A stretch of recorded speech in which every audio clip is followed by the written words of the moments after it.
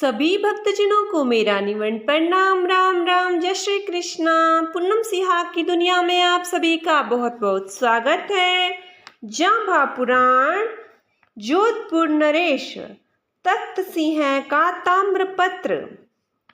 विक्रम संवत 1900 में जोधपुर के राजा तख्त सिंह थे। उन्हीं राजा के यहाँ सिंघी नाम का लेखक था, सिंघी नाम का सेवक था, जो राजा का अति विश्वसनीय था। अपनी चिकनी चुपड़ी बातों से राजा को अपने वश में करके सबकी स्वार्थ सिद्धि कर लिया करता था। एक समय शिकार करने का शौकीनी सिंघी जोधपुर से निकला था। अन्यत्र तो शिकार मिलना दुर्लभ था, क्योंकि हिंसक जन पहले ही चट कर चुके थे।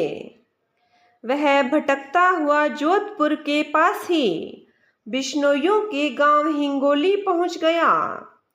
वहां जाकर देखा कि हिरणों की तो अनेक टोलियां विचरण कर रही थी। उसने हिंगोली गांव के पास जाकर डेरा डाल दिया और वहीं पर प्रतीक्षा करने लगा। सिंघी के देखते ही देखते एक हिरणों की टोली निर्भय होकर जल पीने के लिए आई और तालाब का स्वच्छ जल पीकर पुनः वन की तरफ जाने लगी। तो सिंघी ने तुरंत एक हिरण पर गोली चला दी। सिंघी को तो कुछ भी डर नहीं था, किंतु वह प्रथम गोली चूक गया था। वह हिरण को नहीं लगी। किसी प्रकार बंदूक की आवाज सुनकर हरिण तो वन की तरफ छलांग लगाते हुए आंखों से ओझल हो गया था। दूसरी गोली भरकर सिंघी अखाड़े में तैयार होकर बैठा ही था।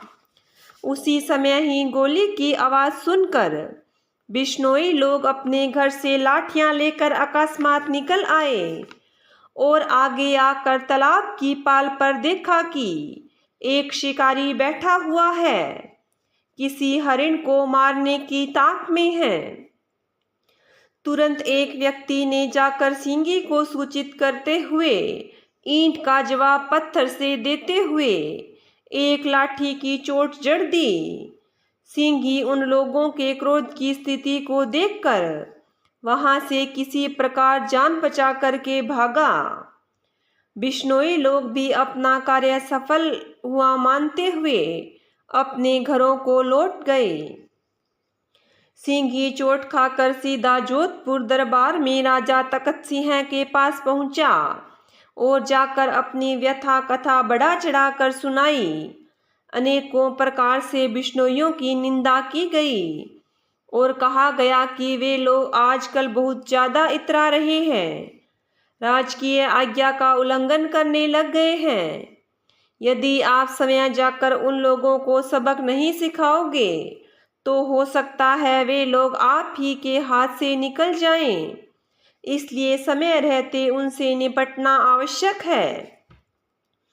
राजा के सामने अपनी चाटुकारिता का प्रदर्शन भी इस प्रकार से किया। उन सिंघी की बातों पर राजा ने कोई विशेष ध्यान नहीं दिया और कहा, कभी मैं देखूंगा। ऐसा कहते हुए राज्य कार्य में निमग्न हो गए। एक दिन पुनः पिछली बात याद दिलाते हुए कहा, महाराज आप तो राजा है, शिकार खेलना आपका धर्म है। कभी कभी मनोरंजन के लिए भी ही सही अवश्य ही वन में चलना चाहिए।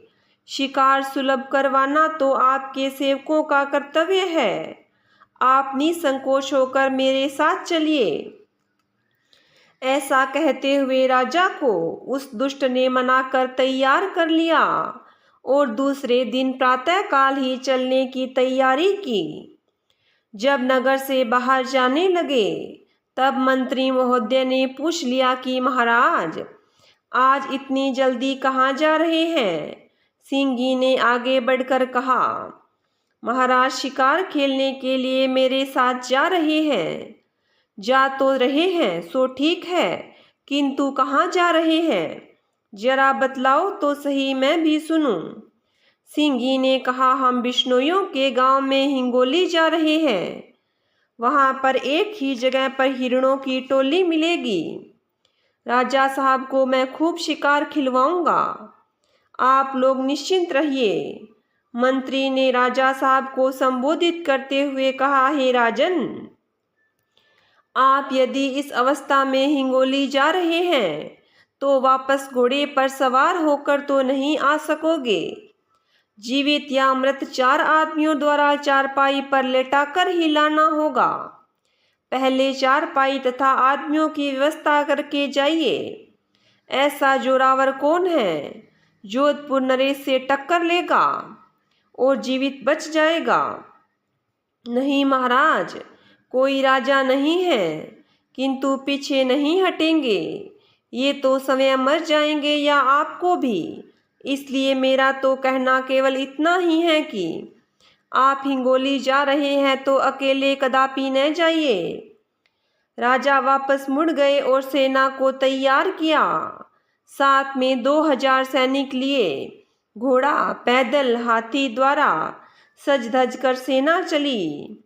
अनेकों अस्त्रों शस्त्रों से सुसज्जित होकर सेना चली, मानो किसी राजा पर विजय प्राप्त करने के लिए कूच किया हो, अथवा अपने राज्य की सीमा में किसी विरोधी राजा ने हमला कर दिया हो। ऐसी तैयारी को देखते हुए आगे न तो कोई राजा था, न ही कोई विरोधी। वहां तो केवल धर्म प्रेमी बिश्नोई थे। हिंगोली के तालाब पर जाकर तंबू गाड़ दिए। बिश्नोइयों के घरों के चारों ओर सैनिक पहरा देने लगे।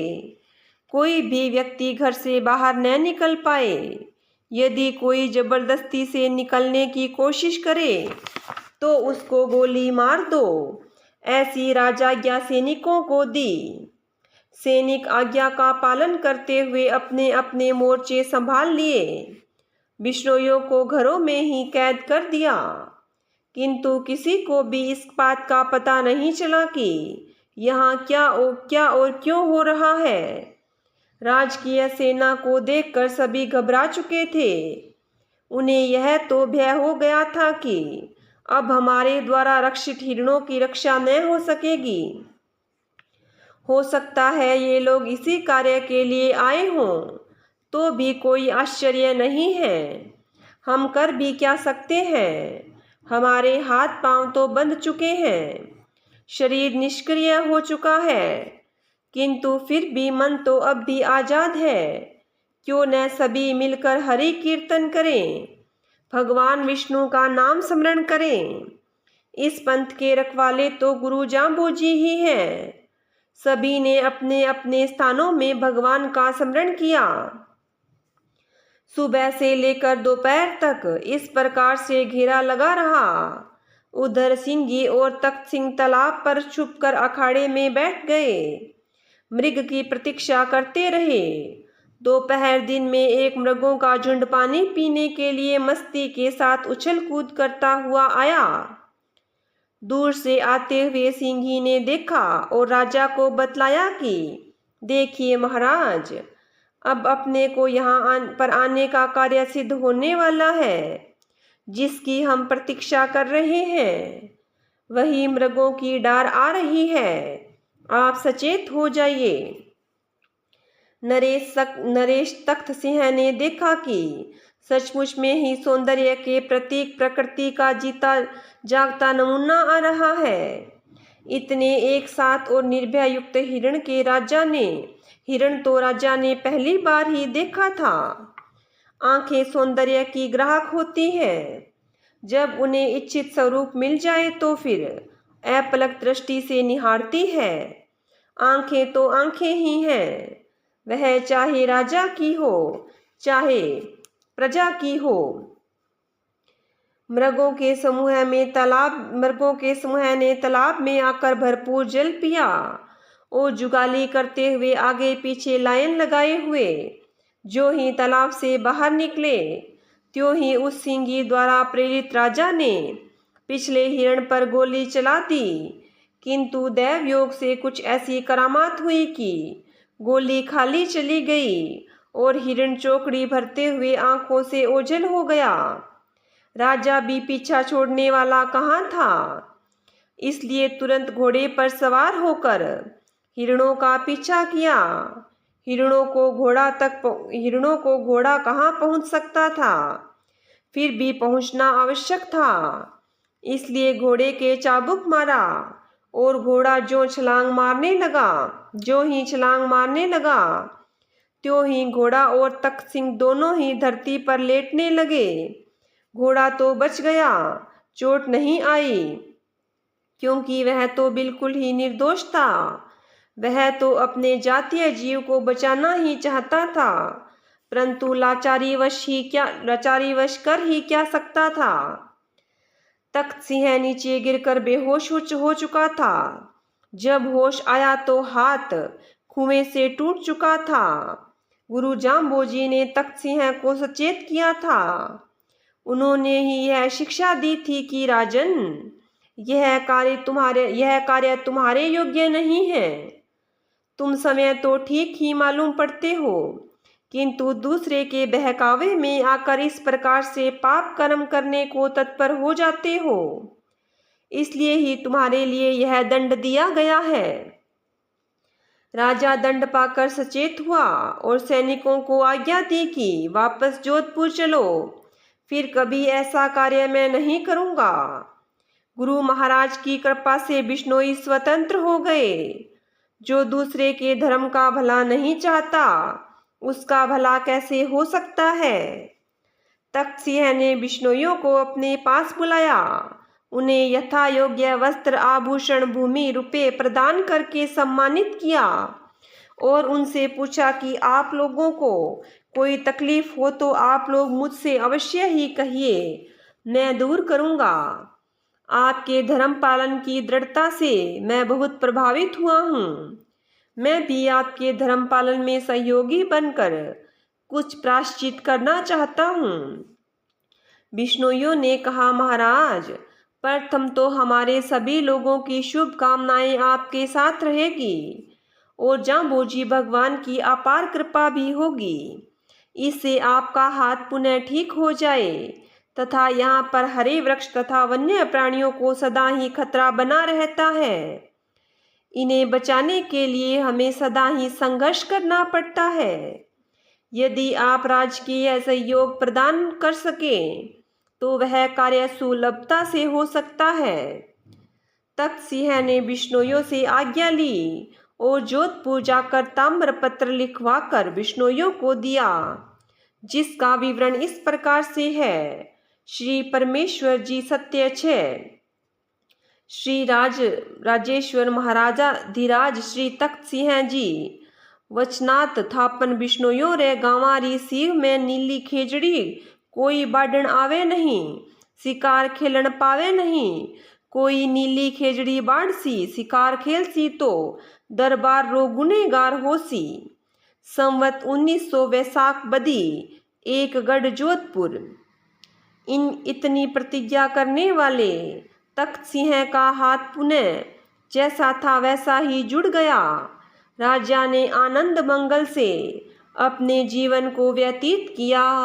बोलिए गुरु जम्बेश्वर भगवान की जय हो।